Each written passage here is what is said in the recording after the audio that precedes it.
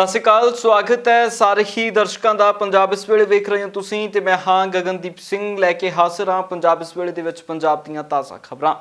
सब तो पहला सीधा रुख किसानी अंदोलन की वल करांगे। किसान जथेबंदियां दा संघर्ष लगातार बादस्तूर जारी है।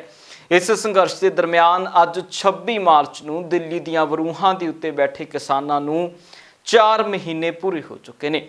4 महीने पूरे होने ते अज किसानां ने पूरे भारत दे विच बंद की कॉल दी है। 6 बजे तो शाम के 6 बजे तक ये बंद का असर वेखण नूं मिलना। हुण तो कुछ समय बाद ये पंजाब दे विच भी असर वेखना शुरू हो जाएगा। पंजाब दे विच किसान जथेबंदियां ने वक्खो वक्खरियां थावां दे उत्ते धरने प्रदर्शन करन दा ऐलान कीता है। इस तरह शांतमई प्रदर्शन हरियाणे दे विच भी होवेगा। पूरे मुल्क दे विच वख-वख हिस्सिਆਂ दे विच ਜਿਹੜੀਆਂ प्रदर्शन दीयां तस्वीरां सामने आउणगीਆਂ। ਤੇ ਨਾਲ ਹੀ ਕੱਲ ਬੀਤੀ ਰਾਤ ਤੋਂ ਹੀ ਪੰਜਾਬ ਦੇ ਵਿੱਚ ਤਾਂ ਕਿਸਾਨਾਂ ਨੇ ਪੰਜਾਬ ਹਰਿਆਣੇ ਦੇ ਵਿੱਚ ਦੁੱਧ ਅਤੇ ਸਬਜ਼ੀਆਂ ਦੀ ਸ਼ਹਿਰੀ ਸਪਲਾਈ ਦੇ ਉੱਤੇ ਰੋਕ ਲਾ ਦਿੱਤੀ ਸੀ।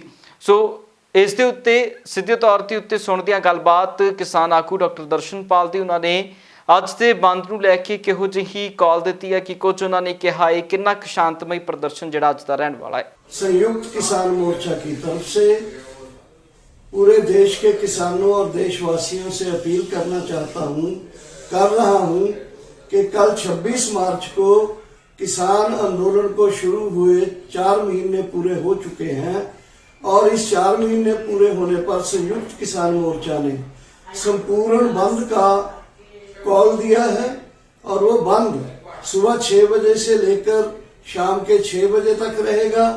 इस बंद में पूरी मार्केट्स, बाजार, हर किस्म की सेवाएं, रेल और रोड के जो जितने भी परिवहन है वो बंद रहेंगे और साथ ही चाहे वो दूध की, सब्जियों की सेवाएं हैं वो भी बंद रहेंगी सुबह से 6 बजे से लेके शाम 6 बजे तक।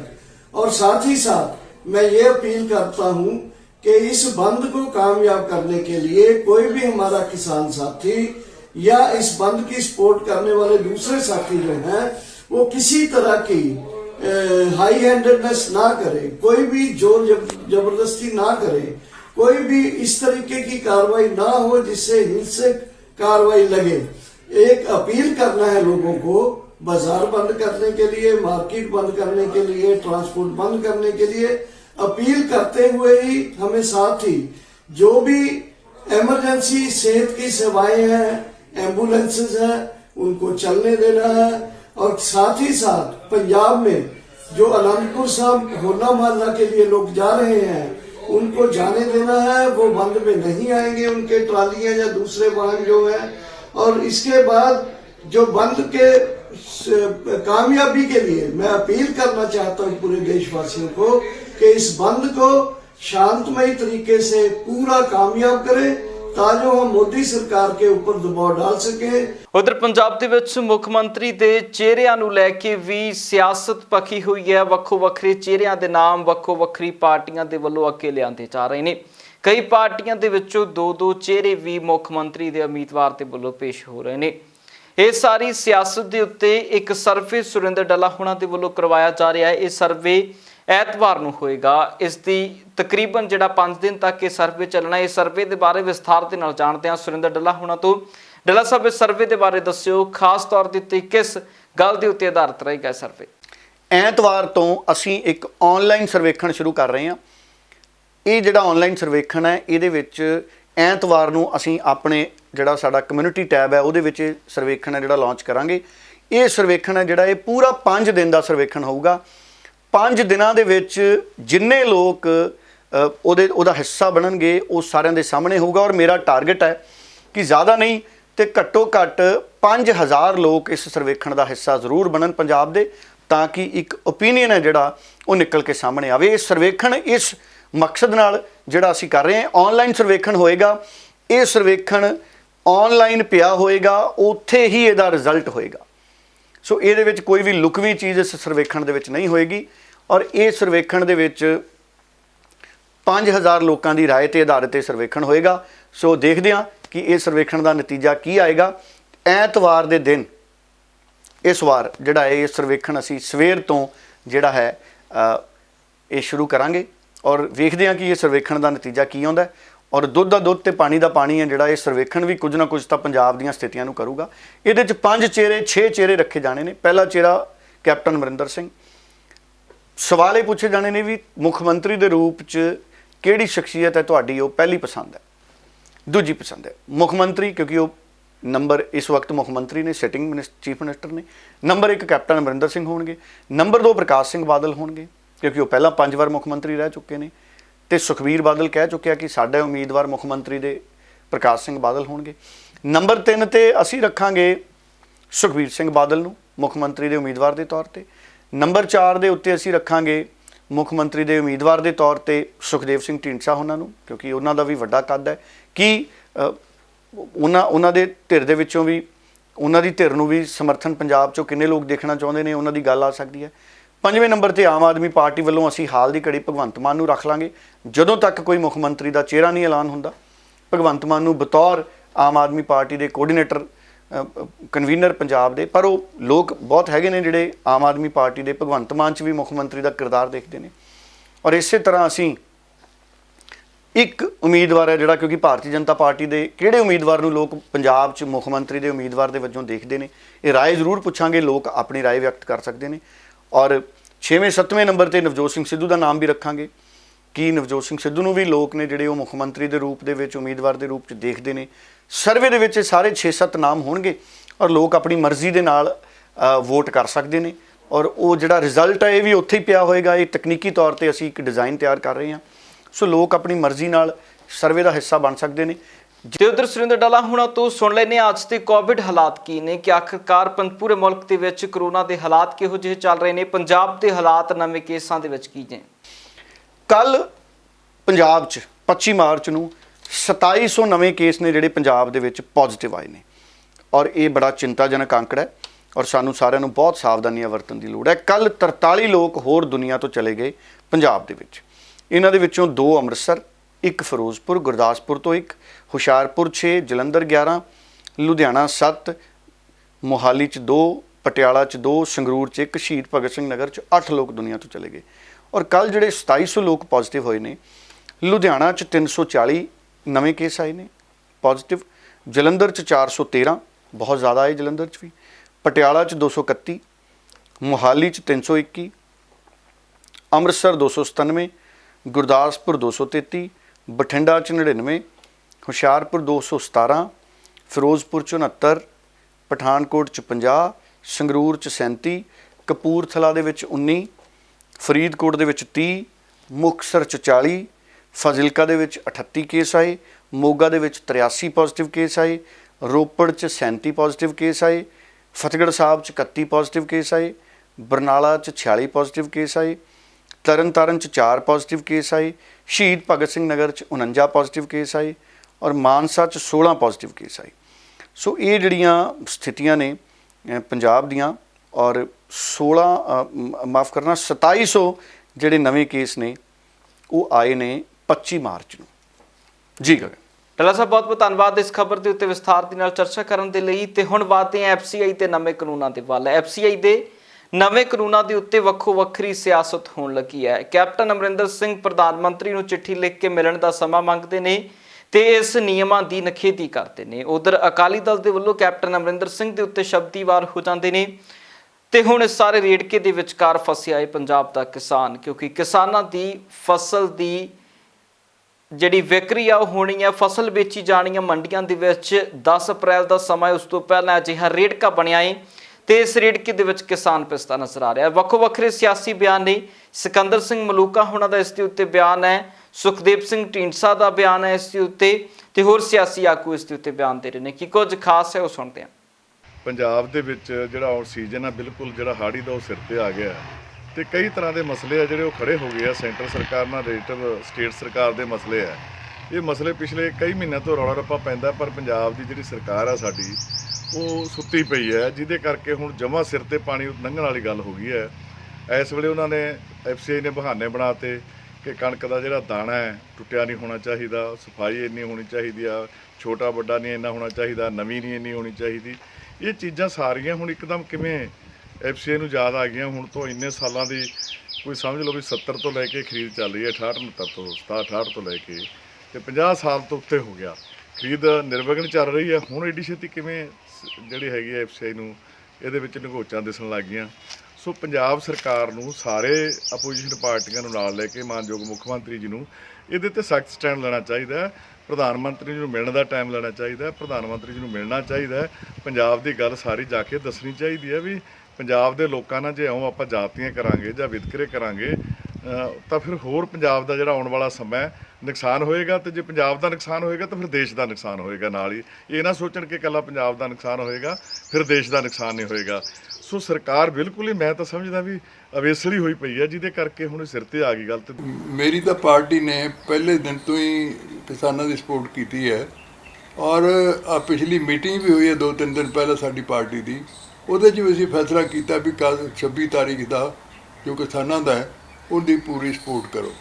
ਇਸ ਕਰਕੇ ਕੱਲ੍ਹ ਸਾਡੀ ਪਾਰਟੀ ਡਟ ਕੇ ਸਪੋਰਟ ਕਰੇਗੀ, ਪਹਿਲਾਂ ਵੀ ਕਰਦੀ ਰਹੀ ਹੈ ਤੇ ਸਾਰੀ ਐਜੀਟੇਸ਼ਨ 'ਚ ਸਾਡੀ ਪਾਰਟੀ ਕਰਦੀ ਰਹੀ, ਲੇਕਿਨ ਅਸੀਂ ਦਿਖਾਵਾ ਨਹੀਂ ਕਰਦੇ ਬਾਕੀ ਪਾर्टियां वांगू। देखो ये तो बीजेपी के भी हाथ में है ना, वो तो बीजेपी के हाथ 'ਚ है कि ਉਹਨੂੰ ਕਿਸਾਨਾਂ ਨੂੰ ਠੀਕ ਕਰਨ, ਉਹ ਉਹਨਾਂ ਦੀ ਗੱਲਾਂ ਮੰਨ ਲੈਣ ਤਾਂ ਗੱਲ ਮੁੱਕ ਜਾਂਦੀ ਹੈ। ਫਿਰ ਕੋਈ ਐਜੀਟੇਸ਼ਨ ਨਹੀਂ ਹੋਗੀ, ਕੋਈ ਬੰਦ ਨਹੀਂ ਹੋਏਗਾ, ਕੁਛ ਨਹੀਂ ਹੋਏਗਾ।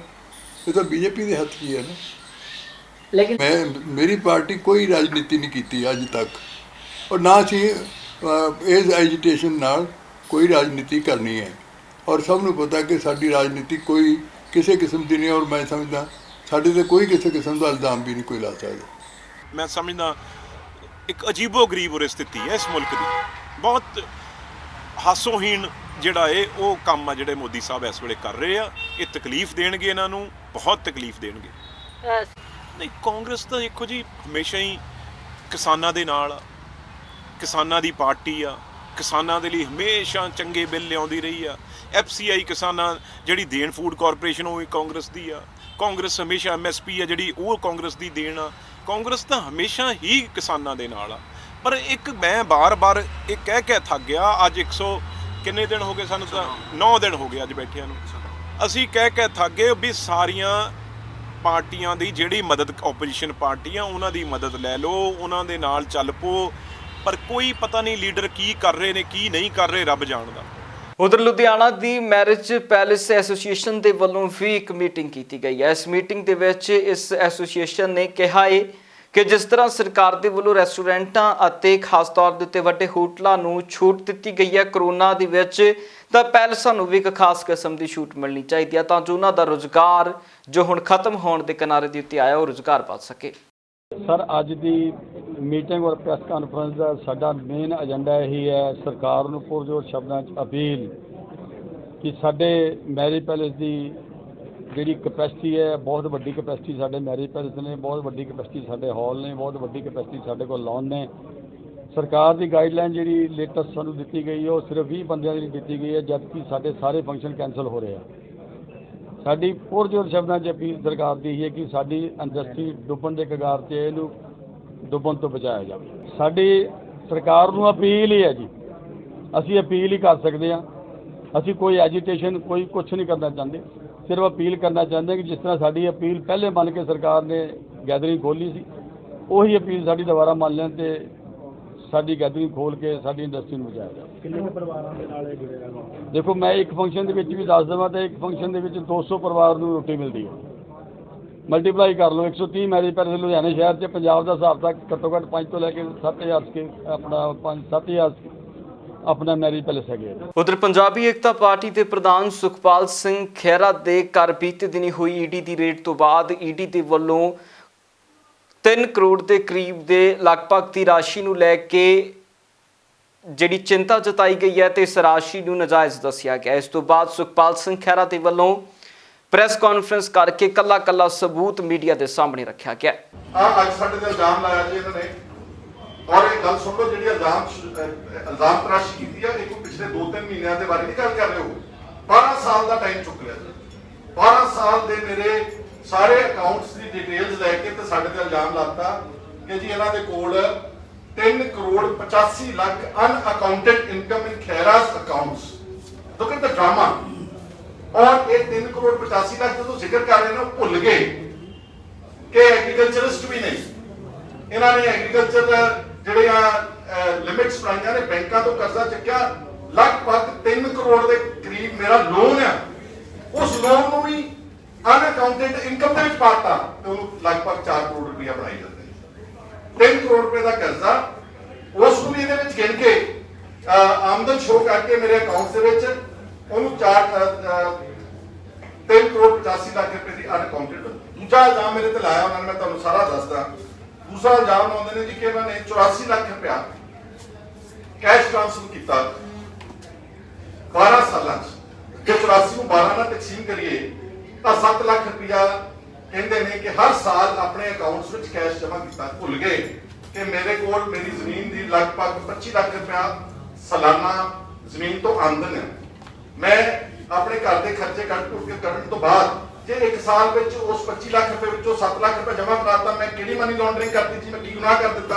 ਕਿ ਉਧਰ ਸੁਖਪਾਲ ਸਿੰਘ ਖਹਿਰਾ ਦੇ ਵੱਲੋਂ ਕਾਂਗਰਸ ਦੇ ਵਿੱਚ ਸ਼ਾਮਲ ਹੋਣ ਦੀਆਂ ਚਰਚਾਵਾਂ ਦੇ ਉੱਤੇ ਵੀ ਵਿਸ਼ੇਸ਼ ਤਰੀਕੇ ਦੇ ਨਾਲ ਗੱਲਬਾਤ ਕੀਤੀ ਗਈ ਹੈ। ਉਹਨਾਂ ਨੇ ਇਸ ਦਰਮਿਆਨ ਕਿਹਾ ਕਿ ਕਿਸਾਨੀ ਅੰਦੋਲਨ ਅਤੇ ਇਸ ਈਡੀ ਦੇ ਮਸਲੇ ਤੋਂ ਬਾਅਦ ਮੈਂ ਸੋਚਾਂਗਾ ਕਿ ਪੰਜਾਬ ਦੀ ਸਿਆਸਤ ਦੇ ਵਿੱਚ ਅਸੀਂ ਕਿੱਧਰ ਨੂੰ ਜਾਣਾ ਹੈ।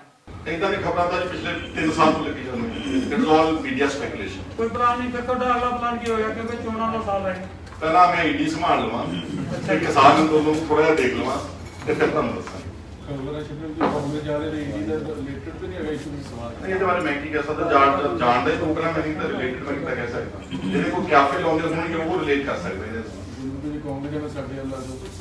ਨਹੀਂ ਤਾਂ ਵੈਸੇ ਅਪਰੋਚ ਕੀਤੀ ਕਾਂਗਰਸ ਨੇ ਕੀਤੀ ਨਹੀਂ, ਤੁਹਾਡੀ ਕੋਈ ਗੱਲਬਾਤ ਹੋਈ ਨਹੀਂ, ਨਥਿੰਗ। ਉਧਰ ਭਾਜਪਾ ਆਗੂ ਤਰੁਣ ਚੁੱਗ ਦੇ ਵੱਲੋਂ ਕੈਪਟਨ ਅਮਰਿੰਦਰ ਸਿੰਘ ਦੀ ਕਾਰਗੁਜ਼ਾਰੀ ਦੇ ਉੱਤੇ ਸਵਾਲ ਚੁੱਕੇ ਗਏ ਨੇ ਅਤੇ ਨਾਲ ਹੀ ਉਹਨਾਂ ਨੇ ਇਸ ਦਰਮਿਆਨ ਕਿਸਾਨ ਆਗੂਆਂ ਦੇ ਉੱਤੇ ਵੀ ਗੰਭੀਰ ਇਲਜ਼ਾਮ ਲਾਏ ਨੇ। ਬੜੀ ਦੇਰ ਦੀ ਮੰਗ ਸੀ ਕਿਸਾਨਾਂ ਦੀ ਕਿ ਉਹਨਾਂ ਦੇ ਪੈਸੇ ਉਹਨਾਂ ਦੇ ਅਕਾਊਂਟ 'ਚ ਸਿੱਧੇ ਜਾਣੇ ਚਾਹੀਦੇ। ਇੱਕ ਪੈਨ ਬਣਾਉਣ ਵਾਲਾ ਜਿਹੜਾ ਪ੍ਰੋਡਿਊਸ ਕਰ ਰਿਹਾ ਪੈਨ, ਉਹਦੇ ਪੈਸੇ ਤੇ ਉਹਦੇ ਅਕਾਊਂਟ 'ਚ ਜਾ ਰਹੇ, ਬ੍ਰੈਡ ਵਾਲੇ ਦੇ ਉਹਦੇ ਅਕਾਊਂਟ 'ਚ ਜਾ ਰਹੇ। ਅਸੀਂ ਕਿਸਾਨਾਂ ਨਾਲ ਧੱਕਾ ਕਿਉਂ ਕਰਨਾ ਚਾਹੁੰਦੇ ਹਾਂ? ਜੇ ਉਹਨੇ ਪ੍ਰੋਡਕਸ਼ਨ ਕੀਤੀ ਹੈ ਤੇ ਕਿਸਾਨ ਦੇ ਅਕਾਊਂਟ 'ਚ ਹੀ ਉਹਦੇ ਪੈਸੇ ਜਾਣੇ ਚਾਹੀਦੇ ਨੇ। ਕਿਉਂ ਕਿਸੇ ਏਜੰਸੀ ਜਾਂ ਕਿਸੇ ਵਿਚੋਲੀਏ ਨੂੰ ਪੈਸੇ ਜਾਣ? ਔਰ ਮੈਂ ਸਮਝਦਾ ਜਿਹੜਾ ਸਟੈਂਡ ਭਾਰਤ ਦੀ ਸਰਕਾਰ ਨੇ ਲਿੱਤਾ ਬਿਲਕੁਲ ਸਹੀ ਹੈ। FCI ਨੇ ਜਿਹੜਾ ਸਟੈਂਡ ਲਿੱਤਾ ਬਿਲਕੁਲ ਸਹੀ ਹੈ। ਕਿਸਾਨ ਕਿਉਂਕਿ ਪ੍ਰੋਡਿਊਸਰ ਹੈ, ਮਿਹਨਤ ਕਰਕੇ ਖੂਨ ਪਸੀਨੇ ਨਾਲ ਉਹ ਉਪਜ ਪੈਦਾ ਕਰਦਾ ਹੈ, ਪੈਸਾ ਉਹਦੇ ਅਕਾਊਂਟ 'ਚ ਹੀ ਜਾਣਾ ਚਾਹੀਦਾ। ਪਰ ਕੈਪਟਨ ਸਾਹਿਬ ਚੋਲਾ ਤੇ ਉਹਨਾਂ ਨੇ ਪਾਇਆ ਹੈ ਕਿਸਾਨੀ ਹਮਦਰਦੀ ਦਾ, ਲੇਕਿਨ ਗੱਲ ਉਹ ਕਿਸਾਨਾਂ ਦੇ ਖਿਲਾਫ ਹੀ ਕਰਦੇ। ਇਹਦੇ ਨਾਲ ਗੱਲ ਕਰੀਏ, ਉਹ ਬੀਜੇਪੀ ਬਾਰੇ ਕਹਿ ਰਹੇ ਨੇ ਕਿ ਬੀਜੇਪੀ ਕੌਣ ਹੈ ਉਹ ਨਹੀਂ ਜਾਣਦੇ। ਐਸਾ ਕਿ ਕੈਪਟਨ ਸਾਹਿਬ ਜਦੋਂ ਤੁਸੀਂ 97 ਚ ਬੜੇ ਲਾਲਇਤ ਸੀ ਕਿ ਮੈਨੂੰ ਟਿਕਟ ਪਟਿਆਲਾ ਤੋਂ ਲੜਾ ਦਿਓ, ਚਾਹੇ ਉਹ ਬੀਜੇਪੀ ਦੇ ਬੈਨਰ ਤੇ ਲੜਾਓ ਤੇ ਚਾਹੇ ਅਕਾਲੀ ਦਲ ਦੇ ਬੈਨਰ ਤੇ ਲੜਾਓ। ਤੁਹਾਨੂੰ ਸੀਟ ਨਹੀਂ ਮਿਲੀ, ਤੁਸੀਂ ਅਕਾਲੀ ਦਲ ਛੱਡਤਾ, ਗੱਠਜੋੜ ਛੱਡਤਾ। ਐਸੀ ਚਾਹੇ ਨਾ ਕਿ ਉਹ ਬੀਜੇਪੀ ਕੌਣ ਹੈ, ਉਹੀ ਹੈ ਜਿਹਦੇ ਤੋਂ ਤੁਸੀਂ 97 ਚ ਟਿਕਟ ਮੰਗਦੇ ਸੀ। ਤੇ ਕੈਪਟਨ ਸਾਹਿਬ ਉਹੀ ਪਾਰਟੀ ਹੈ, ਕਿਉਂਕਿ ਹੁਣ ਤੁਹਾਡੀ ਬਜ਼ੁਰਗ ਹੋ, ਸਾਡੇ 80 ਸਾਲ ਤੁਹਾਡੀ ਉਮਰ ਹੋ ਗਈ ਹੈ। ਮੈਂ ਕੁਝ ਕਹਿਣਾ ਨਹੀਂ ਚਾਹੁੰਦਾ, ਤੁਹਾਨੂੰ ਕਈ ਚੀਜ਼ਾਂ ਭੁੱਲ ਜਾਂਦੀਆਂ ਹੋਣੀਆਂ। ਬੀਜੇਪੀ ਤੁਹਾਡੇ ਰਾਜਨੀਤੀ 'ਚ ਆਉਣ ਤੋਂ ਪਹਿਲਾਂ ਦੀ ਪਾਰਟੀ ਹੈ। ਜਦੋਂ ਤੁਸੀਂ ਸਕੂਲੇ ਪੜ੍ਹਦੇ ਸੀ ਉਦੋਂ ਵੀ ਬੀਜੇਪੀ ਦੇ ਪੰਜਾਬ 'ਚ ਵਿਧਾਇਕ ਸਨ। ਐਸਾ ਕਿ ਪੇਮੈਂਟ ਡਾਇਰੈਕਟ ਹੋਏਗੀ, ਜਿਹੜਾ ਫਸਲ ਵੇਚੇਗਾ ਉਹਨੂੰ ਪੇਮੈਂਟ ਹੋਏਗੀ। ਐਸੇ 'ਚ ਮੈਨੂੰ ਨਹੀਂ ਲੱਗਦਾ ਕੋਈ ਇਹ 'ਚ ਸੰਸ਼ੇ ਹੈ। ਕਿਸਾਨ ਦੇ ਅਕਾਊਂਟ 'ਚ ਪੈਸੇ ਜਾਣੇ ਚਾਹੀਦੇ। ਜਿਹਨੇ ਪੈਦਾਵਾਰ ਪੈਦਾ ਕੀਤੀ ਹੈ, ਮਿਹਨਤ ਲਾਈ ਹੈ, ਦਿਨ ਰਾਤ ਜਾਗ ਕੇ ਫਸਲ ਪੈਦਾ ਕੀਤੀ, ਪੇਮੈਂਟ ਉਹਨੂੰ ਮਿਲਣੀ ਚਾਹੀਦੀ ਹੈ। ਉਧਰ ਸ਼੍ਰੀ ਕਰਤਾਰਪੁਰ ਸਾਹਿਬ ਦੇ ਕੋਰੀਡੋਰ ਨੂੰ ਲੈ ਕੇ ਵੀ ਸ਼੍ਰੋਮਣੀ ਗੁਰਦੁਆਰਾ ਪ੍ਰਬੰਧਕ ਕਮੇਟੀ ਦੀ ਪ੍ਰਧਾਨ ਬੀਬੀ ਜਗੀਰ ਕੌਰ ਦੇ ਵੱਲੋਂ ਇੱਕ ਪੱਤਰ ਦੇਸ਼ ਦੇ ਪ੍ਰਧਾਨ ਮੰਤਰੀ ਨੂੰ ਲਿਖਿਆ ਗਿਆ ਹੈ। ਉਹਨਾਂ ਦਾ ਇਸ ਮੌਕੇ ਦੇ ਉੱਤੇ ਅਪੀਲ ਸੀ ਕਿ ਕੋਰੀਡੋਰ ਨੂੰ ਜਲਦ ਤੋਂ ਜਲਦ ਖੁਲਵਾਇਆ ਜਾਣਾ ਚਾਹੀਦਾ ਹੈ।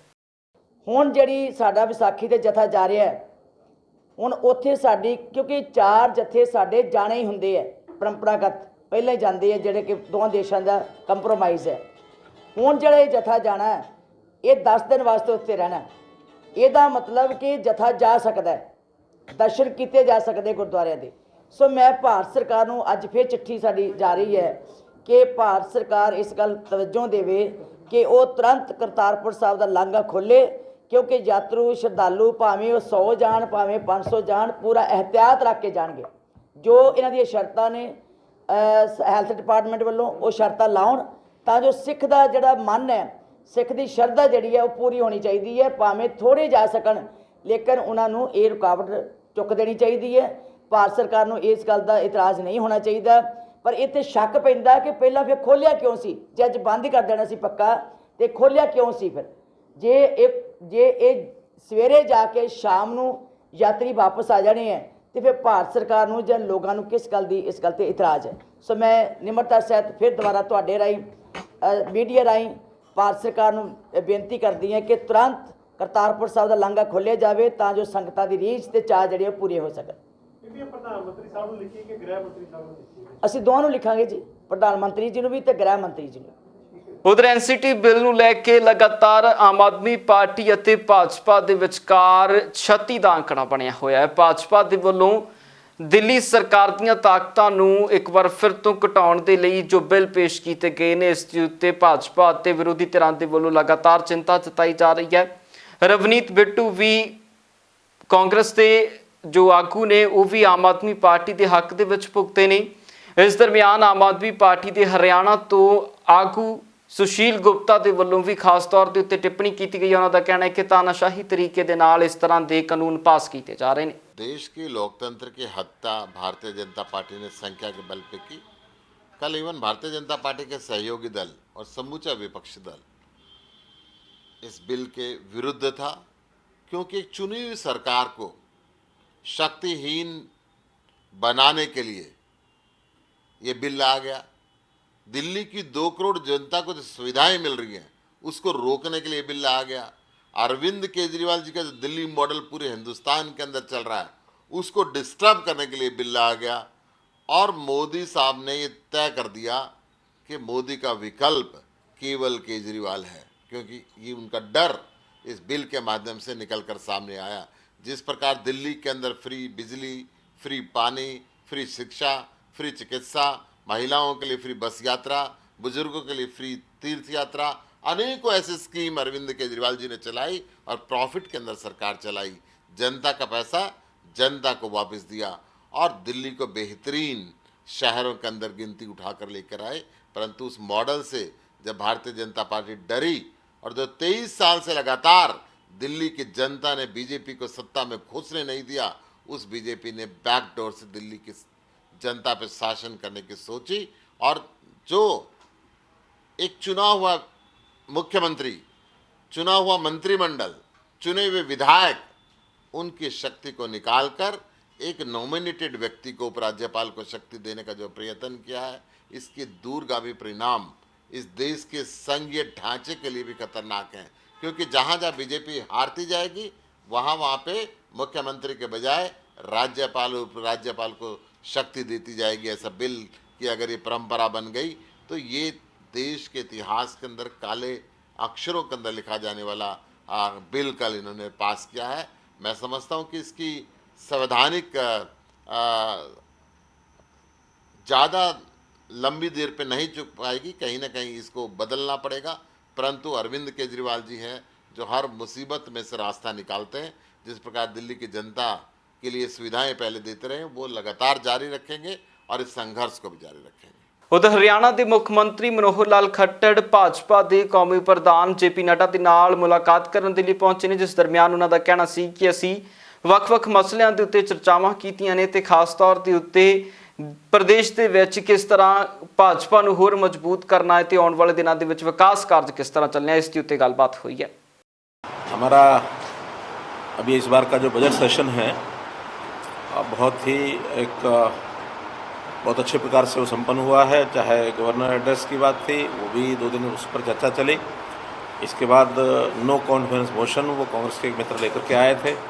हमने उन सारी उनकी शंकाओं को भी दूर किया, उनकी हर बात का जवाब दिया और बहुत ही एक अच्छे प्रकार से उसको संपन्न किया। और वो जो उनका अविश्वास प्रस्ताव था वो 55-32 से गिर गया। और उसके बाद फिर बजट का सेशन चला। बजट में भी हमने पूरा बजट जो पढ़ा उसके ऊपर भी चर्चा हुई और बजट भी तीसरे दिन पास हुआ और पूरा एक बहुत अच्छे सफलतापूर्वक अधिवेशन से हम लोग वहाँ से निकले थे। इसके बाद तो मुझे राष्ट्रीय अध्यक्ष जी से आज मिलना था क्योंकि पूरा पिछले लगभग 1 महीने से मिलना नहीं हुआ था। पूरी जो हमारी बजट की जो कार्रवाई है वो उनको बताई है। उन्होंने कुल मिलाकर जो 5 राज्यों में चुनाव चल रहे हैं उसमें हरियाणा के कार्यकर्ताओं को जाने के लिए आह्वान किया है और हरियाणा की बाकी परिस्थितियों पर भी चर्चा हुई, जैसे किसान आंदोलन है और कोविड का जो विषय दोबारा से चूँकि एक प्रभाव दिखाने लगा अपना, उसमें भी हमारी जो तैयारियां हैं वो सब बताई। तो ऐसी एक जिसको कहना चाहिए एक औपचारिक तौर पर ये एक बैठक ਹੋਈ हमारी सारे विषय को अवगत उनसे करा। ਪੰਜਾਬ ਇਸ ਵੇਲੇ ਦੇ ਵਿੱਚ ਫਿਲਹਾਲ ਲਈ ਨਹੀਂ, ਫਿਰ ਮੁੜ ਹਾਜ਼ਰ ਹੋਵਾਂਗੇ ਨਵੀਆਂ ਤੇ ਤਾਜ਼ਾ ਅਪਡੇਟਸ ਦੇ ਨਾਲ। ਤਦ ਤੱਕ ਲਈ ਮੈਨੂੰ ਦਿਓ ਇਜਾਜ਼ਤ। ਬਹੁਤ ਬਹੁਤ ਧੰਨਵਾਦ।